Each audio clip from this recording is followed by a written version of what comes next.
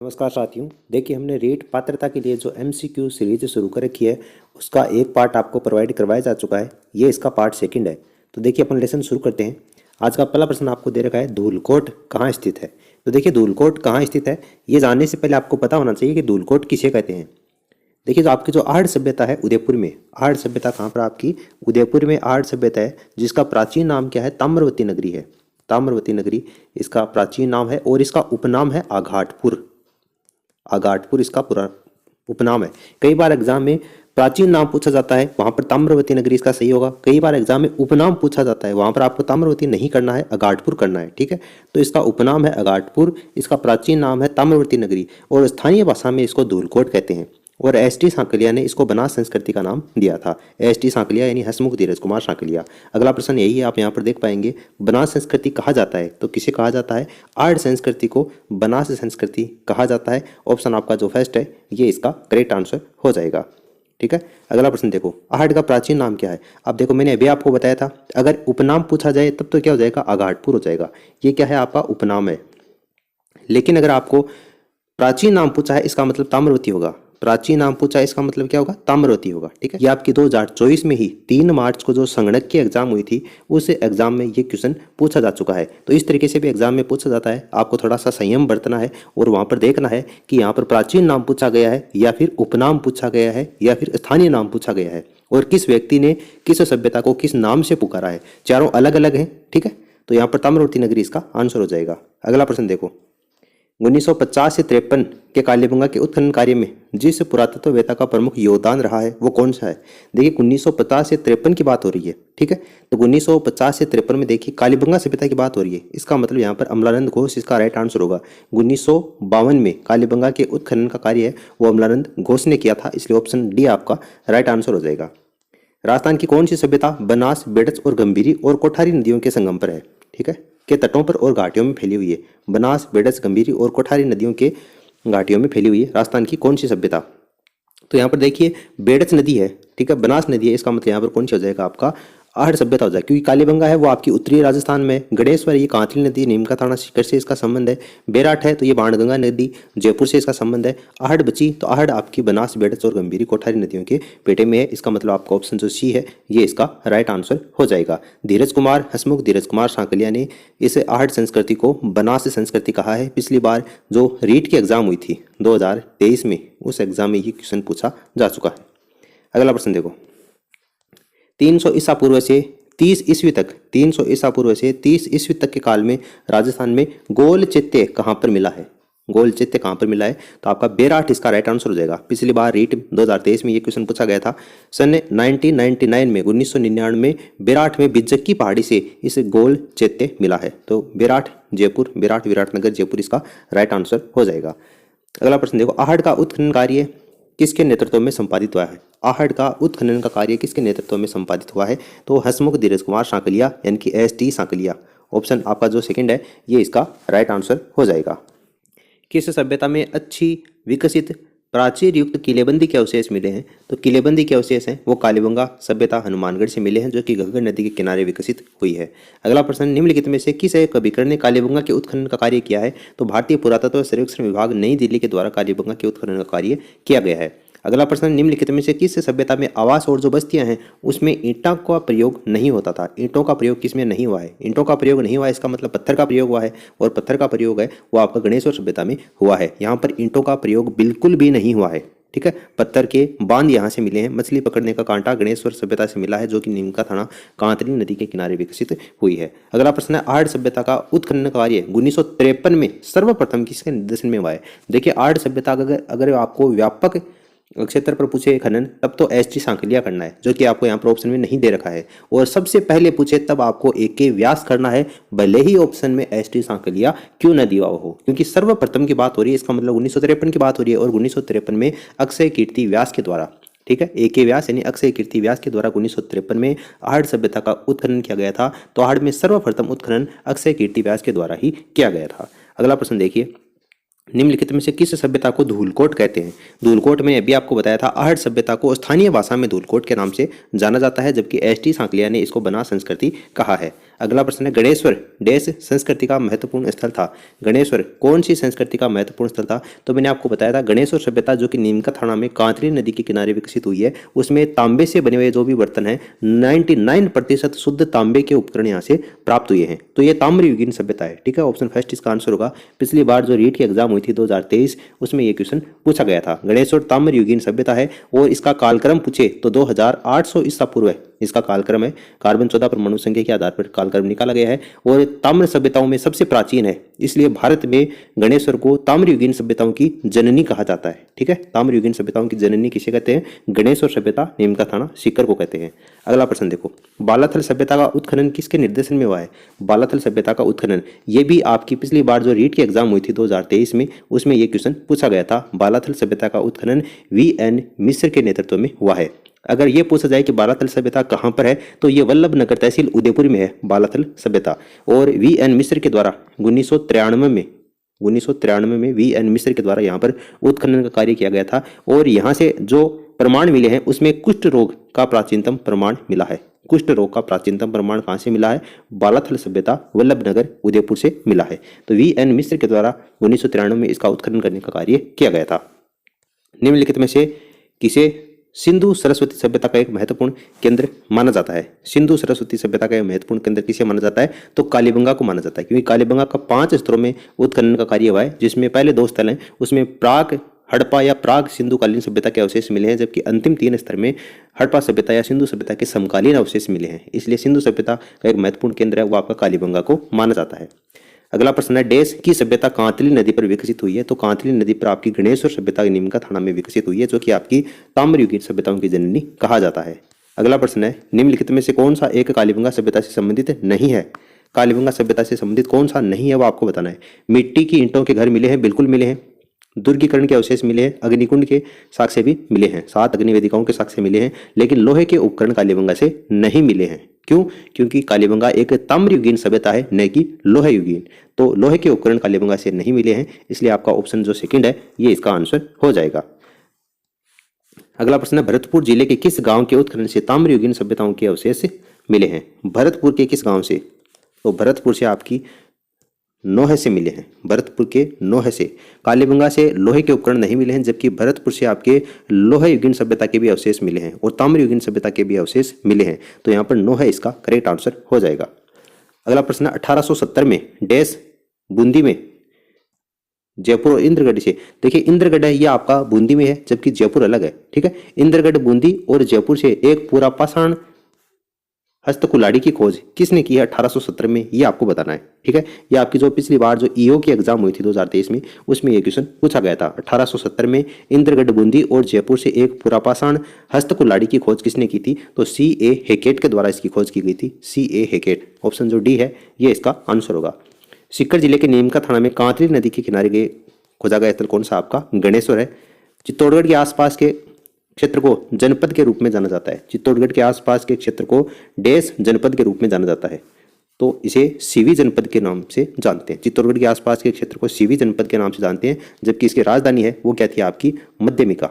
मध्यमिका इसकी राजधानी थी। ठीक है, सीवी जनपद की राजधानी मध्यमिका थी, तो सीवी इसका आंसर हो जाएगा।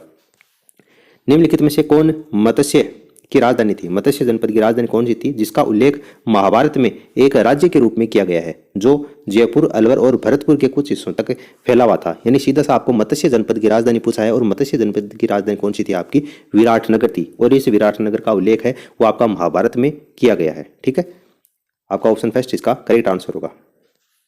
अगला प्रश्न है मध्य पाषाणकालीन उपकरण चित्तौड़गढ़ में किस नदी के किनारे और विराटनगर से मिले हैं? मध्य पाषाणकालीन स्थल पूछा है, जहां पर चित्तौड़गढ़ में नदी के किनारे पूछे हैं और विराटनगर से मिले हैं। तो चित्तौड़गढ़ में कौन सी नदी के किनारे मिले हैं? तो चित्तौड़गढ़ में आपका बेड़च नदी के किनारे मिले हैं। मध्य पाषाणकालीन उपकरण चित्तौड़गढ़ में बेड़च नदी के किनारे और विराटनगर जयपुर से मिले हैं। ठीक है, तो आपका बेड़च नदी इसका आंसर हो जाएगा। आड़ की खुदाई के बाद में एक 4000 साल पुरानी ताम्र पाषाणकालीन संस्कृति की खोज की गई। कौन से एक टीले में उसको दबा दिया गया था? ये आपको पूछा है। यानी आहड़ में खुदाई की गई, तो खुदाई के बाद में 4000 साल पुरानी ताम्रपाषाणकालीन संस्कृति की खोज की गई है, जिसे डेस नामक एक टीले के नीचे दबा दिया गया था। तो आहड़ के बारे में आपको पता है, धूलकोट, आहड़ को स्थानीय भाषा में धूलकोट कहते हैं, इसलिए धूलकोट नामक एक टीले के नीचे उसको दबा दिया गया था, इसलिए धूलकोट इसका राइट आंसर हो जाएगा। अगला प्रश्न है, आहड़ को ताम्रवती नाम से जाना जाता है, क्यों? देखिए ये क्वेश्चन है, इसमें थोड़ा सा घुमाया गया है और क्वेश्चन ये कोई ज़्यादा हार्ड नहीं है। हालांकि ये क्वेश्चन आपके एग्जाम में ही पूछा हुआ क्वेश्चन है, ईओ की आपकी एग्जाम हुई थी पिछली बार 2023 में, उसमें ये क्वेश्चन पूछा गया था, बस क्वेश्चन की थोड़ी सी लैंग्वेज है वो आपकी जिसमें जटिल कर दी गई थी। अगला है, आहड़ को ताम्रवती नाम से जाना जाता था, क्यों? तो आहड़ को ताम्रवती नाम से जाना जाता था क्योंकि यहाँ से बड़ी संख्या में तांबे के औजार मिले हैं और उपकरण मिले हैं, इसलिए ऑप्शन फर्स्ट इसका आंसर हो जाएगा। निम्नलिखित में से कौन सा कालीबंगा के उत्खनन 1961 से 69 तक संबंधित है? कौन सा, ये आपको बताना है।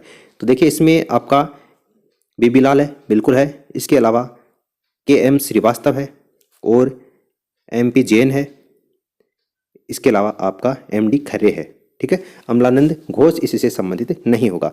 ये 1961 से 69 तक आपको पूछा है कालीबंगा से, ठीक है। अगर 1950 से 53 के बीच में, 54 के बीच में पूछता तब आपका अमलानंद घोष होता, लेकिन 61 से 69 के बीच में आपको पूछा है, इसका मतलब 61 से 69 के बीच में आपका बीबीलाल, BK Thapar, KM Srivastava, MP Jain और MD खर्रे ये कालीबंगा के उत्खनन का निर्देशन का कार्य इन्होंने किया था। तो पहला, दूसरा, तीसरा और पांचवा, यहाँ पर आपको कूट नहीं दिए गए हैं, लेकिन मैं आपको बता देता हूँ, पहला, दूसरा, तीसरा और पांचवा, ये आपको क्वेश्चन है, इसका आंसर ये होगा, ठीक है। अमलानंद घोष यहाँ पर नहीं होगा।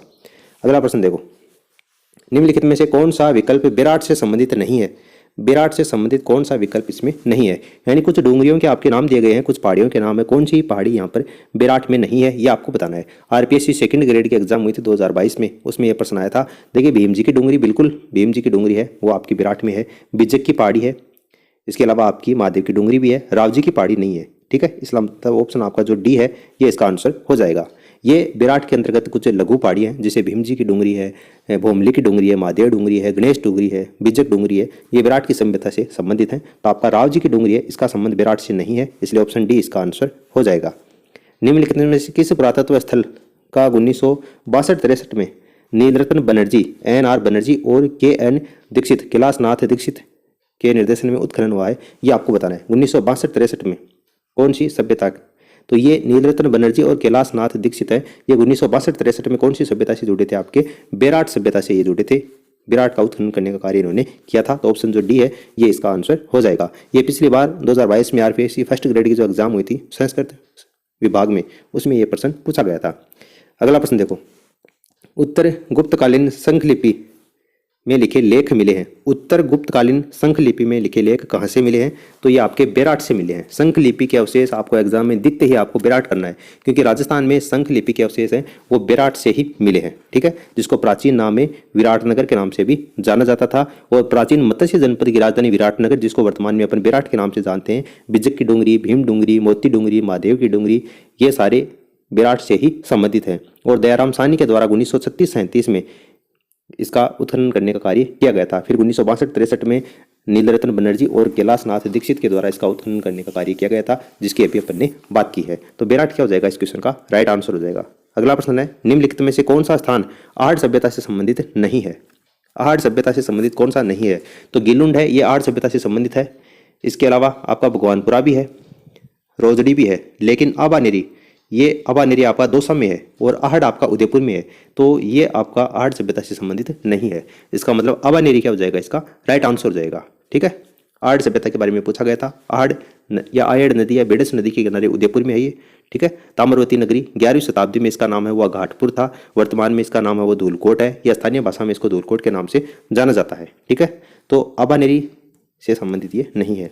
राजस्थान की किस सभ्यता को ताम्रवती नगरी के नाम से भी जाना जाता है? तो ताम्रवती नगरी के नाम से अपन आहड़ को जानते हैं। अगला प्रश्न है, 1961 से 69 की अवधि के दौरान निम्नलिखित में से कौन सा पुरातत्ववेत्ता कालीबंगा के उत्खनन से संबंधित नहीं है? कालीबंगा के उत्खनन से संबंधित कौन सा नहीं है 61 से 69 की अवधि के दौरान? ये आपको बताना है। तो बीबीलाल है, BK थापर है, MD खरे है, RC अग्रवाल का 1961 से 69 के अंतर्गत ये आपका कालीबंगा से संबंधित नहीं है। ठीक है। इसका उत्खनन 1961 से 69 के बीच में बीबीलाल बीके थापर के द्वारा किया गया था और एमडी खर्रे ने भी इसका उत्खनन किया था। 5 स्तरों में कालीबंगा सभ्यता का उत्खनन हुआ है, ठीक है, जिसमें पहले 2 स्तरों में प्राग हड़प्पाकालीन अवशेष मिले हैं और सिंधु सभ्यता की तीसरी राजधानी कालीबंगा को दशरथ शर्मा ने कहा है। तो आरसी अग्रवाल इससे संबंधित नहीं है। अगला प्रश्न देखो, प्राग हड़प्पा युगीन संस्कृति के अवशेष कहाँ से मिले हैं? प्राग हड़प्पा युगीन संस्कृति के अवशेष मैं आपको बता चुका हूँ, कालीबंगा से मिले हैं। 5 स्तरों में इसका उत्खनन हुआ है, जिसमें पहले 2 स्तरों में आपके प्राग हड़प्पा युगीन संस्कृति के अवशेष मिले हैं। निम्नलिखित में से कौन कालीबंगा के उत्खनन से संबंधित नहीं है? कालीबंगा के उत्खनन से संबंधित नहीं है, तो इसमें देखिए आपका बीके थापर है। कालीबंगा के उत्खनन से संबंधित, बिल्कुल कालीबंगा के उत्खनन से संबंधित है, वो बीके थापर है। बीबी लाल है, एमडी खरे भी है, पीजी लाल है, ये कालीबंगा के उत्खनन से संबंधित नहीं है। अगला है कालीबंगा का उत्खनन कितने स्तरों में हुआ है? तो मैं आपको बता चुका हूँ 5 स्तरों में इसका उत्खनन करने का कार्य हुआ है, तो ये आपका इसमें ऑप्शन सी आ जाएगा। निम्नलिखित में से किसने कालीबंगा सभ्यता की खोज की थी? कालीबंगा सभ्यता की खोज किसके द्वारा की गई थी? अमलानंद घोष के द्वारा कालीबंगा सभ्यता की खोज की गई थी। किस सभ्यता स्थल में उत्खनन से चांदी की 8 पंचमारक मुद्राएं मिली हैं? चांदी की 8 पंचमारक मुद्राएं कहाँ से मिली हैं? तो देखिए यहाँ पर बेराट सभ्यता से मिली है। बेराट सभ्यता में सूती कपड़े में, कौन से कपड़े में? सूती कपड़े में बंधी हुई 36 मुद्राएं मिली हैं, जिनमें से 8 जो मुद्राएं हैं, 8 पंचमारक मुद्राएं हैं वो चांदी की हैं और 28 मुद्राएं हैं ये आपकी इंडो ग्रीक शासकों की हैं। तो 28 और 8 कितने हो गए आपके? 36 हो गए, ठीक है। 8 पंचमारक मुद्राएं चांदी की हैं, जबकि 28 मुद्राएं हैं वो हिंद यवन शासक है। और इन हिंद यवन शासकों में 28 में भी जो 16 मुद्राएं हैं ये आपकी मिनेंडर की हैं, यूनानी राजा था मिनेंडर, उसकी हैं। और इन इंडो यूनानी जो मुद्राएं हैं उसमें पंचमारक सिक्के हैं ये आपके बेराट से ही मिले हैं। ऑप्शन जो डी है ये इसका राइट आंसर हो जाएगा। ध्यान में रखना, सूती कपड़े के अवशेष मिले हैं बेराट से, इसी सूती कपड़े में बंधी हुई ये 36 मुद्राएं मिली हैं, जिनमें से 8 मुद्राएं हैं ये आपकी चांदी की हैं।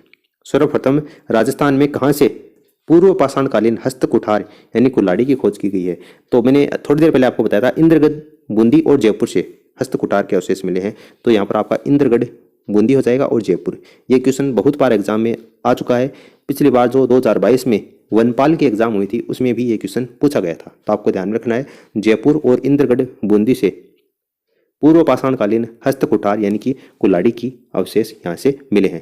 तो देखिए दोस्तों, ये जो आपकी एमसीक्यू टेस्ट की सीरीज है ये आपको कैसी लगी नीचे कमेंट करके जरूर बताना, और आप हमारे टेलीग्राम चैनल को जरूर ज्वाइन कर लीजिए, उसकी लिंक आपको नीचे कमेंट सेक्शन में दे रखी है। ये सीरीज इसी तरीके से कंटिन्यू भी आपको लगातार यहाँ पर वीडियो है वो प्रोवाइड होते रहेंगे। इस वीडियो में फिलहाल इतना ही, धन्यवाद।